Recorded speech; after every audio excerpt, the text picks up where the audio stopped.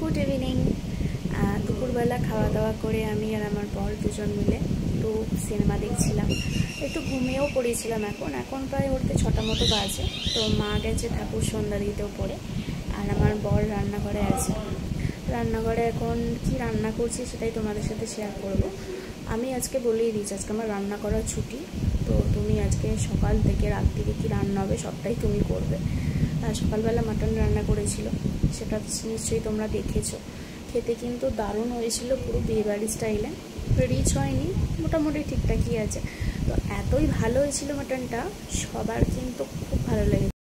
বিয়ের আগে আমি শুনতাম আর কি, ভিডিও কলে দেখতাম ও টুকটাক রান্না বান্না করতো। এবার আমি কোনোদিন ওর হাতের রান্না খাইনি। আমার বিয়ে 2 মাস হয়ে গেছে।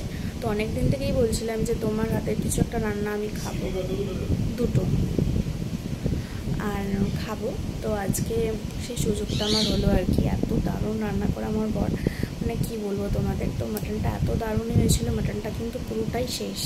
তো এখন কি রান্না করছে সেটাই তোমাদের সাথে শেয়ার করবো। কি হচ্ছে প্রেসার কুকারে? আলু সেদ্ধ হচ্ছে। আবার কি খাসির মাংস হচ্ছে নাকি প্রেসার কুকারে? এখানে ডিম সেদ্ধ দেখছি, ডিম সেদ্ধ দিয়ে কি হচ্ছে? আচ্ছা, ডিম কারি হবে। অন্য পদ্ধতি, এটা আমার পদ্ধতি। আচ্ছা, কষ্ট হচ্ছে না এত গরমে? সকালবেলাও গরমে ঘেমেছো এখন? না, আমার তো তোমাদের মতো শরীর না। বাবা, তোমার কিসের শরীর, লোহা না স্টিলের? রাস্তায় যারা খাটে তাদের শরীর।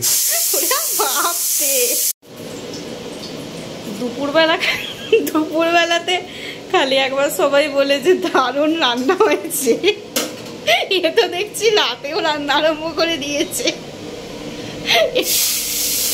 এবার থেকে বাড়িতে থাকলে রোজ রান্না করবে তো?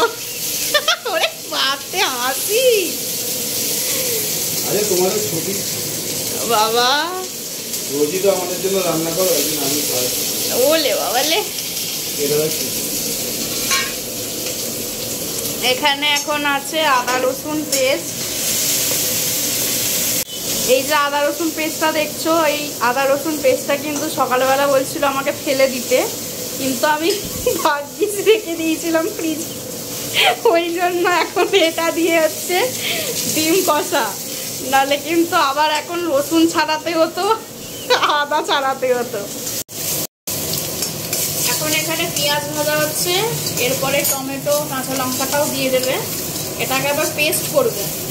আমার বর কিন্তু যখন রান্না করে মন দিয়ে রান্না করে, আর খুব খাটতে ভালোবাসে আর কি। এটা যদি আমরা রান্না করতাম কি করতাম বন্ধুরা, পেঁয়াজটাকে ভেজে আদা রসুন কষিয়ে টমেটো একদম কুচি কুচি করে কেটে রান্না করে নিতাম। আমার বর না একটু খাটতে খুব ভালোবাসে। এখন এখানে পরিমাণ মতো হলুদের গুঁড়ো চলে গেল। তো আমার বরের রেসিপিটা তোমাদের সাথে শেয়ার করছি, তোমাদের কেমন লাগছে কমেন্ট করে জানিও।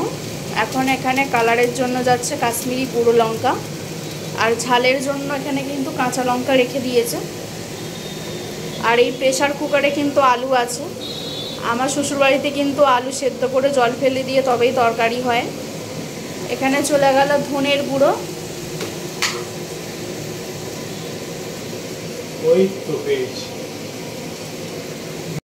একটু পরে রেডি হয়ে নেব। আমি আর আমার বর যাবো একটু সিদ্ধেশ্বর, মানে আমার রিপোর্টটা আনতে। ওই জন্য তাড়াতাড়ি করে রান্নাটা করে নিচ্ছি আর কি। আর রুটি হবে না আজকে, রুটি বাইরে থেকে কিনে আনবো। এটা ভেজে নামিয়ে রাখলো, এটা এখন পেস্ট করবে।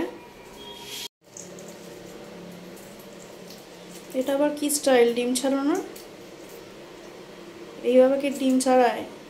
চামচ ঢুকিয়ে ঢুকিয়ে? এটা হচ্ছে ডিম ছাড়ানো স্টাইল। ডিমটা একটু ভাঙবে না, সেটা সেট হয়ে যাবে। এসব টিপস কিন্তু আমার বর ভালো জানে, তাই না?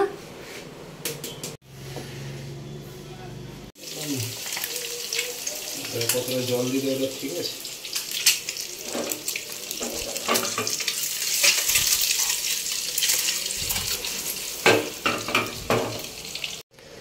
এই যে ডিম চলে গেছে, ডিম আর আলু দিয়ে দিয়েছে। এবার একটু ফুটবে এটা।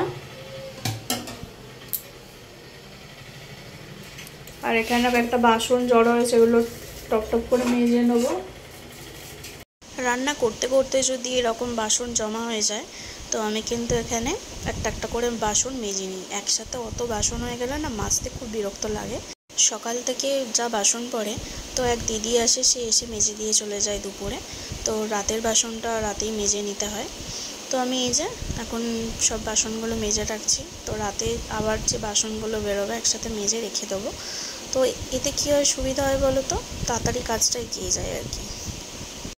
এটা আমি আমার শাশুড়ি মায়ের দিকে শিখেছি, রান্না করতে করতে টুকটাক বাসনগুলো মেজে রাখা। আজকের ভিডিওটা যদি তোমাদের ভালো লেগে থাকে অবশ্যই একটা লাইক কমেন্ট করে দিও, আর পারলে শেয়ার করে দিও।